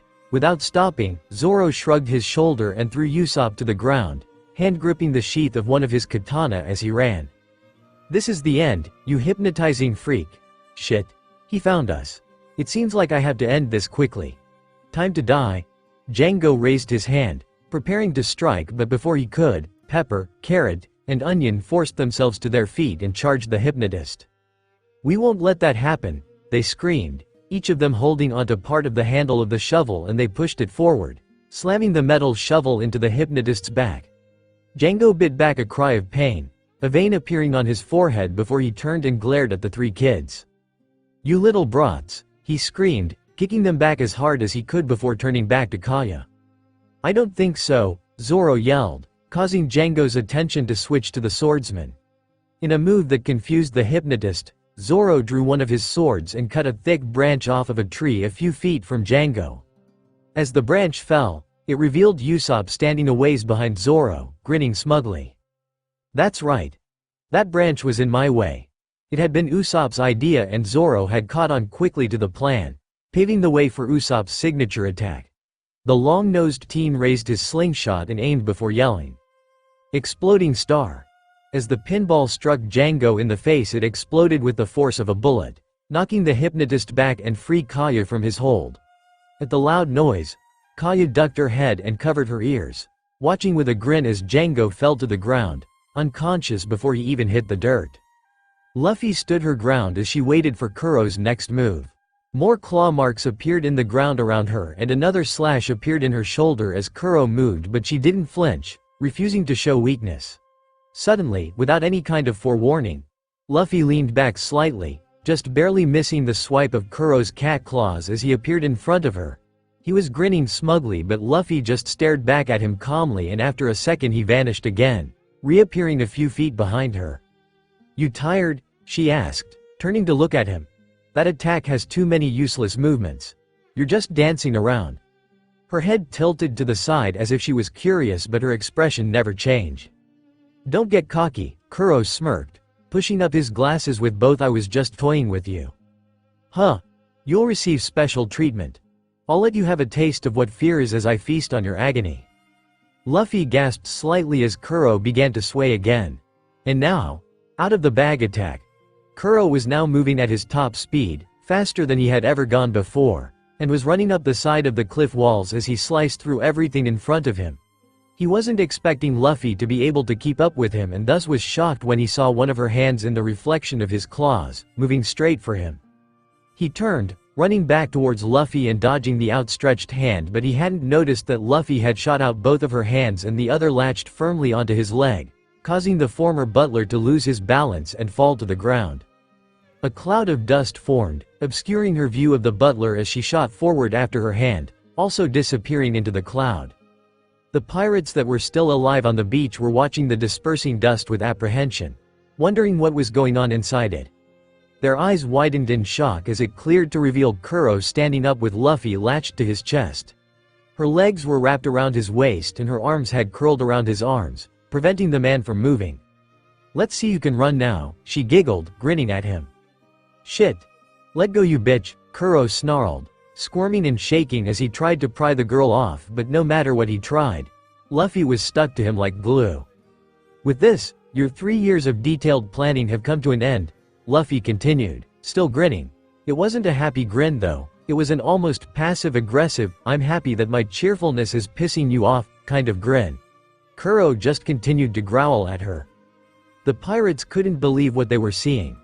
Their powerful Captain Kuro, the man that they thought was unbelievable, was losing to a tiny teenaged girl who looked like she didn't weigh more than 100 pounds. "She's got a hold of Captain Kuro. Maybe, if she wins, then we won't be killed," one ventured, causing the others to furrow their brows in thought. After a few seconds, they nodded to each other before beginning to cheer again, this time for the raven-haired girl. "Get him, rubber girl, crush that Captain Kuro." Luffy shifted her eyes, glaring back at the pirates and ignoring Kuro's continued snarls. Finally fed up, she gritted her teeth and headbutted Kuro, causing the former butler to shut up for a few seconds. "You guys," she muttered, leaning her head forward and causing her hair to shadow her eyes. After a second she launched her head back, stretching out her neck until her head was only a few feet from the cheering pirates. "Don't cheer for me." She didn't want a group of filthy pirates who had been ready to slaughter an entire village cheering for her. Luffy was glad that they weren't dead, but that didn't mean she liked them. By this time Kuro had begun struggling again and Luffy rolled her eyes before using her stretched neck to prepare her next attack. "Gum gum," she began, ignoring Kuro's rambling and shouting. "Seriously, that guy never shut up. Do you think you've won? My plan will never fail? My plans never fail me?" "Bell." Luffy's head shot back towards her body, slamming into Kuro's face and knocking the former butler backwards and off his feet. Her momentum made her continue moving, her legs releasing Kuro's waist as she flipped up and used her hands to slam him into the ground. She remained in her handstand for a few seconds before cartwheeling to the side and back to her feet. The pirates' eyes were wide, shock written on their faces as they took in the sight of Kuro laying lifeless on the ground at Luffy's feet. The raven-haired girl had a victorious smile on her face, her eyes shadowed by her hair. "It's over." One pirate muttered reverently, that girl just beat Captain Kuro." The Marines were never a match for Captain Kuro, the man with 1,000 plans, but this chick just knocked him out. "She really beat him. Just who on earth are you?" another pirate shouted, a little afraid of the small, bloodied girl standing near the top of the slope. "My name is Monkey D. Luffiko, Luffy for short. I'd never lose to a pirate who would ditch his name and run away from the sea. A true pirate would never give up his name, till the day he died." Her eyes were still shadowed, but the pirates could hear the raw conviction in her tone. They began to look amongst themselves, slightly confused looks on their faces. "Luffy? I've never heard that name before," one said, frowning slightly. "You should remember my name for the rest of your lives." Suddenly, Luffy's serious expression vanished and she grinned her manic D grin. "Because I am the person who will find the One Piece. I will become the very first queen of the pirates." Her proud shout stunned the pirates and they just watched her blankly as she gripped the front of Kuro's shirt and lifted the man up. "Now get him out of here," she yelled, tossing Kuro's body over her shoulder to gain better momentum and knocking the former butler down the slope so that he landed mere inches from the injured pirates. "And don't you dare come back." The group of pirates nodded fearfully before turning tail and running, some grabbing the bodies of their fallen crewmates as they tried to get away from the girl as quickly as they could. Some were even crying and screaming as they loaded themselves into the ship. Nami had easily managed to get off of the ship while the pirates were panicking and jogged up the slope until she was standing in front of Luffy, her bag of stolen treasure held in her left hand. They stared at each other silently, Nami taking stock of all of Luffy's injuries before looking at the girl's face. Seeing the glazed-over eyes, Nami's expression softened and she quickly held out her arm in preparation as Luffy pitched forward, the raven-haired girl completely exhausted and on her way to unconsciousness. "You did well, Luffy," the Orangeette said softly, smiling down at Luffy before she set her bag of treasure on the ground and helped the girl to lie back against the slope. "I'm not surprised that you're exhausted, you look absolutely terrible." Honestly, every time Nami watched the girl she fight she just seemed to get more powerful. She could hardly believe that someone like Luffy even existed. Forget the strength, the raven-haired girl's view on life and pirates was so unique that Nami found herself thinking that maybe, just maybe, not all pirates were bad people. Luffy just grinned happily up at the Orangeette, bringing the older girl out of her thoughts, before both turned their heads to watch as the Black Cat pirates began to sail away. Nami sat next to Luffy with a contented sigh, placing her bag of treasure in her lap as she settled down to wait for the boys to get back. "I really hate that guy." Nami turned her head in surprise at the other girl's soft words. She had thought that Luffy had fallen asleep. "What? That Kuro? I hate his kind of people. They're just wrong. You don't treat friends like that." Luffy was almost pouting now as she stared up at the white clouds. Nami frowned, her expression darkening as past memories flooded her thoughts before she quickly shook them away before sighing softly. "What are you talking about? That's just how it is," she replied, picking up Luffy's hat from where it lay a few feet to her left. She examined it briefly as she continued talking, a little surprised that it hadn't been damaged in all the fighting. "Most pirates aren't as honorable as you think they are. Captain Kuro is actually a pretty standard example. You're the weird one." Nami chuckled slightly and Luffy glanced over at her, her anger fading slightly at the happy look on her navigator's face. Her lips twitched into a small smile before she turned to stare back up at the sky. "I'm hungry," Luffy finally said. "We should get some meat." Calm mood broken, Nami angrily shoved the straw hat onto Luffy's face in a light-hearted attempt to soothe the girl. Couldn't they ever have just one moment of comfortable silence? "Is that all you think about?" she snapped, trying to sound irritated but unable to hold back her giggles. She would never understand Luffy. The she-pirate really was an enigma. "Can you keep everything that's happened a secret?" Kaya and the kids started in shock at Usopp's words, eyes wide as they stared at the long-nosed teen. A secret?" Pepper asked, confused. "Why should we do such a thing?" Carrot added, taking a hard step forward. "Yeah, we all fought with our lives to protect the village," Pepper finished, raising his baseball bat above his head. "Captain, everyone would look at you differently." None of the kids could understand why Usopp would tell them to keep it a secret. Their captain loved bragging. He was a liar and typically a coward, but he had just saved everyone. He was the hero in a real battle. Onion voiced what they were all thinking. "You'll become our village's hero, Usopp." Kaya's voice caused the sniper to turn his head away from the ranting kids and look at the rich girl curiously. "You should clear up all the misunderstandings with everyone," she muttered, hands picking at the grass around her from her place on the forest floor. "What misunderstandings?" Usopp chuckled, breaking eye contact to look down at his feet, examining the roots of the stump that he sat on. "They just think that I'm lying like usual. There's no point in telling them things of the past." He shook his head and grinned up at Kaya. "That would only create panic." Kaya's eyes widened as she finally caught on to Usopp's train of thought as the teen continued, explaining his reasoning to his crew. "This was an isolated incident. I don't think there are any more pirates that would try to attack this secluded village ever again. But if we tell everyone, they might panic. They would live in fear." The long-nosed teen removed his goggles and draped them around his neck before grinning. "So, let's just pretend that nothing happened. Everything I said, it was just a hoax to fool everyone. The same thing I do every day." Usopp's eyes slid past Kaya, knowing the girl was already on his side, and stopped at the boys, who stood more to his right. He remained silent, just watching them expectantly. "I won't make you," he sighed, dropping his head again. "No, I'll do it," Carrot insisted, "if it's the best thing for the village." "Me too, me three, I won't say a word." All three boys scrambled forward and stood in front of Usopp, trying to get the teen's undivided attention. "We will never say anything about this ever again." "Kaya." Usopp turned to grin at her happily. "What about you?" Her eyes softened and she shook her head, smiling softly. "My lips are sealed." Even though she wouldn't say anything, in her mind, Usopp would always be a hero. He was her brave warrior of the sea. Luffy sat up slowly and yawned, feeling a little better now that she had rested a bit. She just needed some meat and she would be back to full health. "Hey!" Both girls turned to see Usopp and Zoro making their way down the village path towards them. Usopp was grinning brightly and waving at the two girls while Zoro just walked calmly a few steps behind him, one arm resting against the hilts of his swords, a small smirk on his face. "Usopp! Zoro!" Luffy cheered, a bright grin coming to her own face.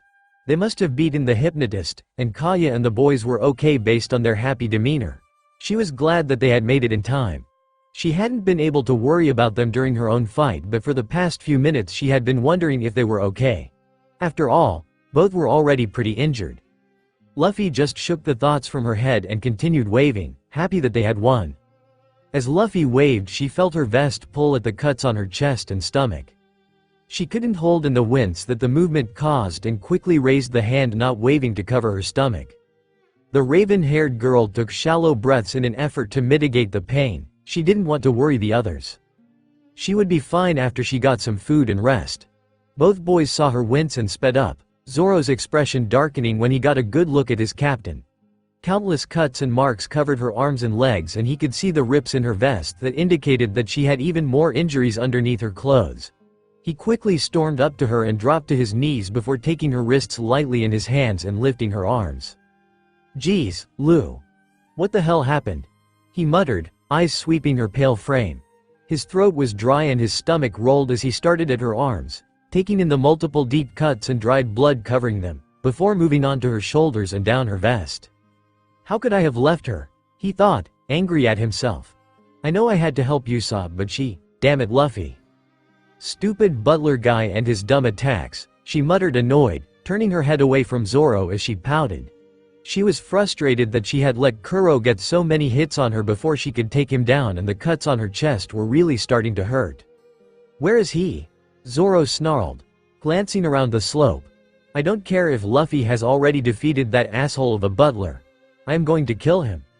Nami sighed and smacked the side of Zoro's head, causing him to drop Luffy's hands so he could rub at his head annoyed before he glared at the orange-haired navigator.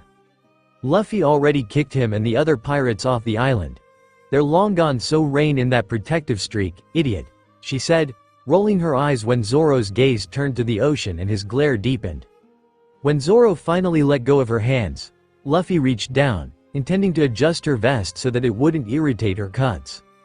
She wanted to just take it off, but Nami had told her not to in Orangetown and she didn't want to get yelled at again.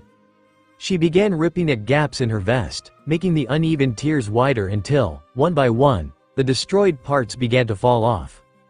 After a few more seconds of hard tearing, the raven-haired girl was finally satisfied and she nodded to herself as she glanced down at her modified vest. All that remained was one shoulder portion holding the vest up and a small amount covering her chest. Almost all of her cuts were now exposed to the air and she breathed a sigh of relief before stretching her arms above her head in an attempt to loosen stiff muscles.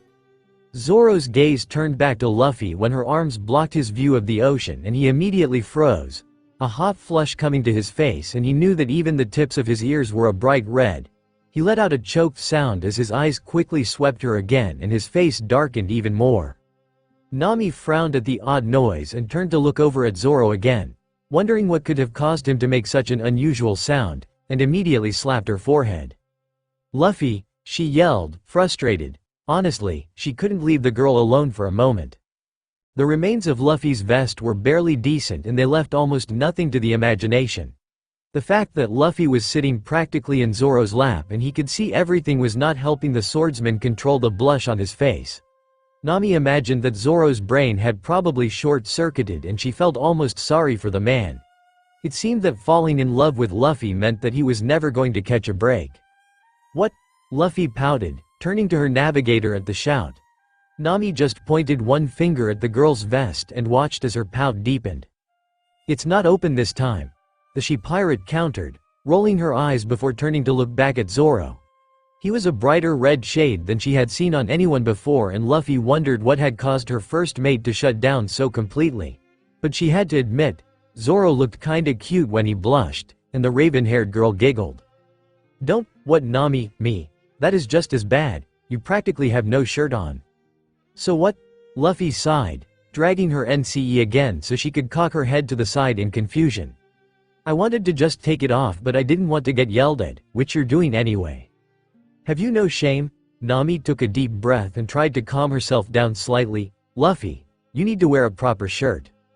"Why? Zoro and Usopp are the only ones here and they don't seem to mind." The girl protested, crossing her arms over her chest with a huff.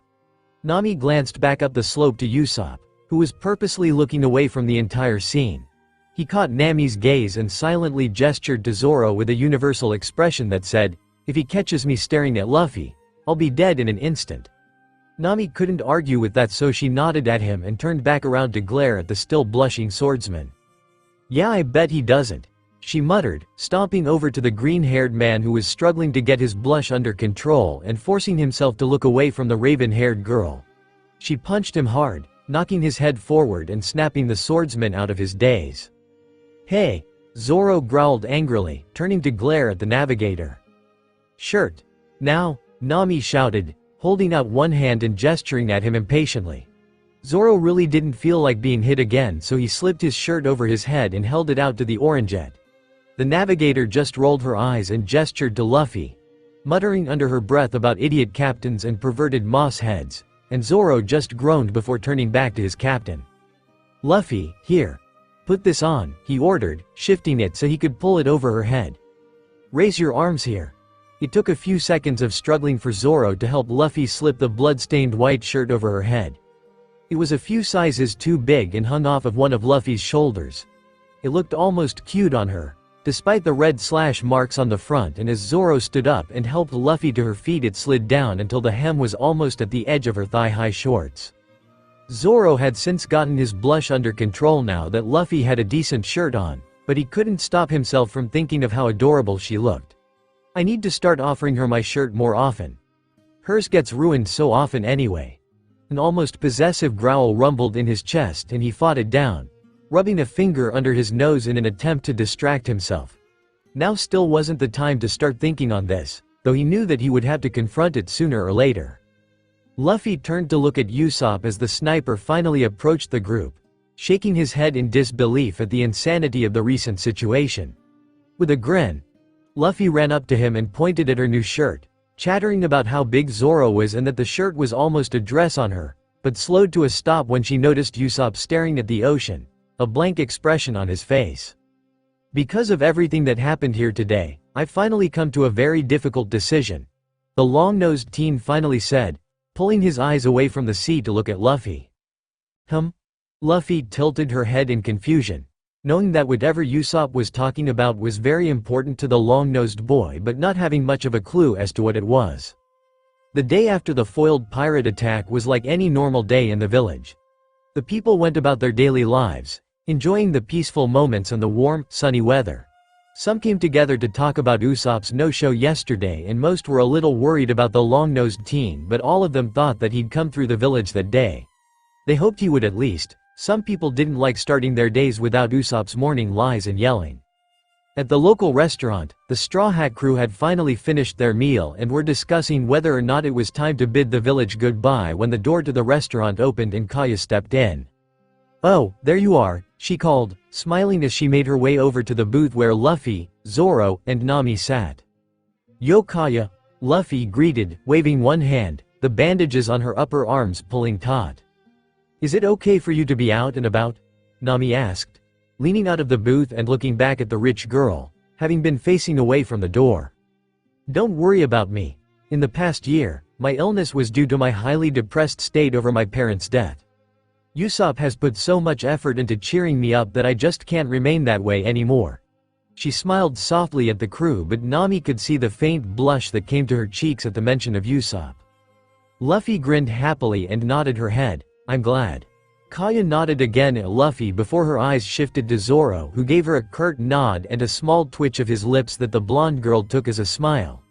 Then she looked at Nami, who was smirking at her in a knowing fashion and causing her blush to deepen slightly. "I've caused you a lot of trouble," Kaya continued. "Thank you very much for your help with everything, and to show my gratitude I want to give you a gift." She held her arms out excitedly as the Straw Hats all perked up, curious as to the present Kaya had prepared. "I hope you'll accept it." At the same time, Usopp was in his old house packing up the last of his stuff, the drawers and chests in his house hanging open and bare. Earlier that morning he had called together the other members of the Usopp pirate crew to make an announcement. From that day forward he was disbanding the crew and setting out to sea. After meeting Luffy and the others, he wanted to be a real brave warrior of the sea and make his dad proud of him. It was something he had always dreamed of, but never thought that he'd be brave enough to actually do it. At first his crew had thought that he was lying again, but after staring at his calm face for a few minutes they began to realize that he was serious. It saddened the boys that Usopp would be leaving them, and they were even more put out that he wouldn't be saying goodbye to the rest of the villagers, but they couldn't fault their captain. It was his dream to be a true pirate, and they would never stand in the way of their captain's dream because they had their own dreams. Instead, Onion decided that when Usopp left, the three boys would take over his duties as village liars and make sure to always tell the villagers that pirates were coming. They just hoped that one day, when they said pirates were coming, that their words would actually be true and it would be Usopp returning to them as a successful pirate. Finally closing his large green backpack, Usopp sat down heavily on his old bed, leaning back against the mattress with his hands behind his head. He was finally leaving. Usopp knew that he would miss this village. He would miss everyone in it especially. He sat up quickly and looked out the window over his bed, eyes focusing on the large white house at the top of the hill. He would miss Kaya most of all the times they talked and the laughs they shared. His confession at the slope came back to him and he sighed. He hoped that Kaya would understand, but he didn't quite have the courage to ask her, so he would just leave. Then the confession would only be hard on him and the rich girl could put it behind her. Alright, time to leave, he sighed, rising from the bed and grabbing the strap to his bag before lifting the giant bag and hooking it against his back, emphasizing the fact that the bag was almost 3 times as large as Usopp himself. He made his way to the door, but because of the size of the bag, he was unable to force himself through the normal-sized opening. What? Why won't it come out? Usopp grunted, pulling as hard as he could against the straps. The door frame and walls creaked as he pulled, stretching as much as was possible before the frame cracked and Usopp shot forward. The long-nosed teen had been pulling so hard that he lost his balance and went tumbling forward, rolling quickly down the dirt path, completely out of control. Kaya led Luffy and the others to the north shore where she had stashed their widened in shock at the sight that greeted them at the beach. Mary stood in front of them, a small ship anchored to the shallows behind him that Kaya insisted was just for them. Luffy's mouth dropped open in shock and she cheered happily, latching onto Zoro's arm and yanking on her first mate happily. The green-haired swordsman couldn't hold back a grin of his own, Luffy's happiness rubbing off on him and increasing his own excitement at the idea of finally having an actual ship. Nami just stood on Luffy's other side clapping her hands together with glee. A caravel, Nami exclaimed, easily recognizing the ship model. Is this really for us? Luffy asked, glancing over at Kaya excitedly, her eyes shining. Yes, as a token of my appreciation, the rich girl chuckled, giving them a small smile. Although this is a somewhat old-fashioned model, but I personally designed it and she sails like a dream. She is a Carvel-make caravel with lateen sails and central stern rudder. It's a fine ship and I call it, Going Merry. Mary said proudly, pointing out the basics of the ship as the Straw Hats stepped closer to the ship. Here, I'll brief you on how to operate it. Mary turned to Luffy and opened his mouth to begin explaining the functions of the ship, but Nami stepped in front of the raven-haired girl and shook her head. Just explain it to me please. I'm the navigator and Luffy here wouldn't understand anyway, she insisted, grinning at Mary. Luffy just shrugged, unconcerned, and moved past Nami to get a better look at the ship. It sure is a nice ship, she sighed happily, eyes scanning the entire thing before settling on the ram figurehead. That figurehead is cool. That's going to be my special seat, she decided as she turned back to grin at Zoro. I've prepared everything that's needed to set sail aboard the ship, Kaya explained, happy at Luffy and the others' enthusiasm. Thank you so much, Kaya. This really means a lot. Luffy bowed thankfully to the blonde girl, who easily waved her off, thankful that she had met this kind group of people. A shrill scream echoed from the slope behind them and all 5 people turned, watching the large green blob that was getting steadily closer with mixed expressions of confusion. Kaya was the first person to recognize what the blob actually was and she gasped, in horror. Oh no, Usopp. What is he doing? Luffy chuckled, moving back up to stand near Zoro. It looks kinda fun. Whatever, we'd better stop him. He's heading straight for the ship. Zoro's tone was bored and he just raised an eyebrow at the giant green sphere that was drawing nearer. The Usopp ball hit the beach and kept going as Zoro and Luffy stood side by side in front of it and as one, lifted a leg and used it as a buffer. It was just unfortunate that their feet managed to catch Usopp right in the center of his face. "Ow, thanks guys," Usopp muttered, his eyes tearing up. Anytime. Both Luffy and Zoro's voices were completely deadpan as they stared at the long-nosed teen. "So you're really setting out to sea, Usopp?" Kaya asked, her voice wavering slightly and her expression sad. "Yeah, I've decided to get going before I start to change my mind." They both just stared out at the open ocean quietly, appearing to be in a daze. "So, don't try to stop me. Please, don't worry, I won't. I had a feeling that you would be leaving." "That's kind of disappointing," Usopp chuckled, turning to grin at the blonde girl.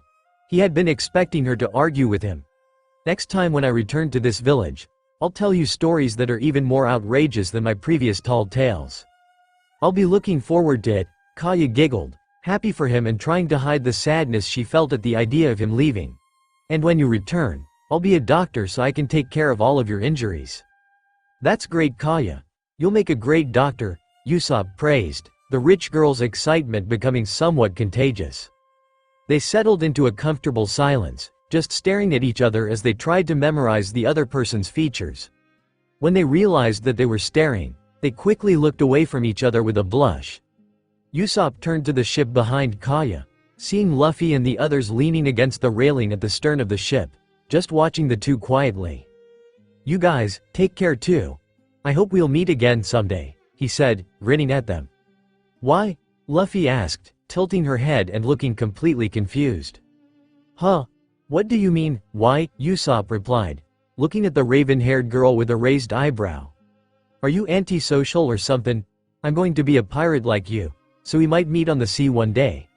He was a little confused as to why he was having to explain this to her. Luffy was a relatively intelligent girl after all. "What are you talking about?" Zoro just rolled his eyes and pointed down at the floorboards of the ship with a sigh. "Hurry up and get on." "Eh, we're friends, right? So come on."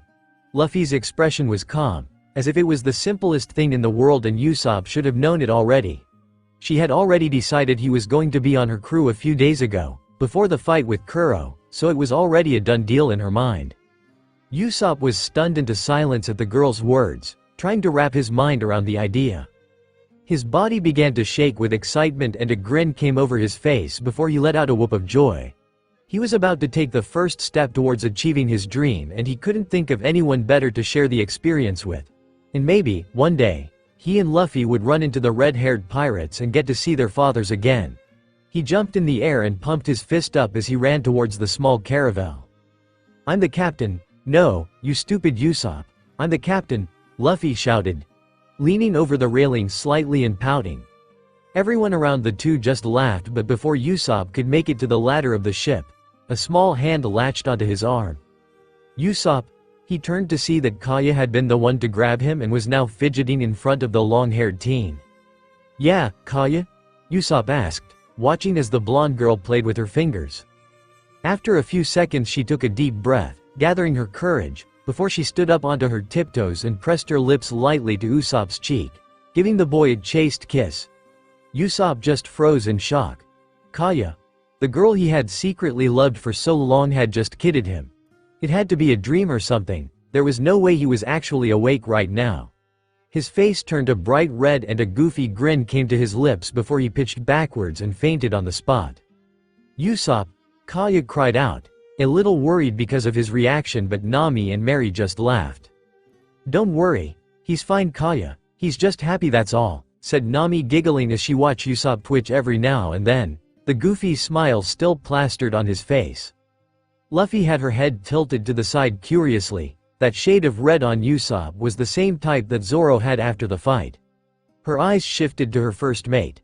Maybe if she kissed his cheek she would get the same reaction. The raven-haired girl grinned to herself. That could be a fun new game for her. A few feet away Zoro shivered, a nervous feeling coming over him. Why do I feel like the next few days are going to be very interesting?